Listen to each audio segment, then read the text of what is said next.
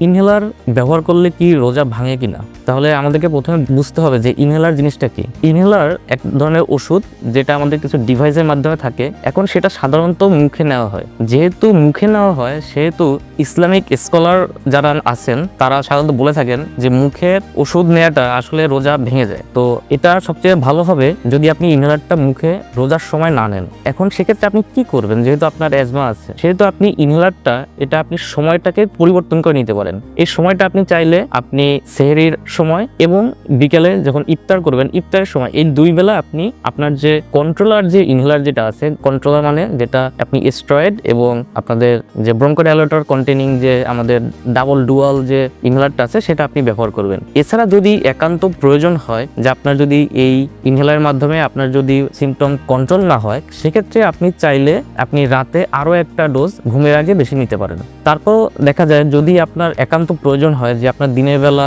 আপনার শ্বাসকষ্ট বেড়ে গেল অথবা খুব সিভিয়ার একটা অ্যাটাক হয়ে গেল, অ্যাজমা অ্যাটাক বেড়ে গেল, যেটা করতে হবে ইমিডিয়েটলি আপনাকে মেডিকেশনটা নিয়ে নিতে হবে। যদি রোজা আপনি ভেঙেই ফেলতে হয় আপনার একান্ত, আপনার ইসলামের দৃষ্টিকোণ থেকে আপনি এই রোজাটা পরবর্তী একটা সময় রাখতে পারেন অথবা এর জন্য যে ধর্মীয় যে অনুশাসন যেটা আছে সেটা আপনি চাইলে মেনে নিতে পারেন।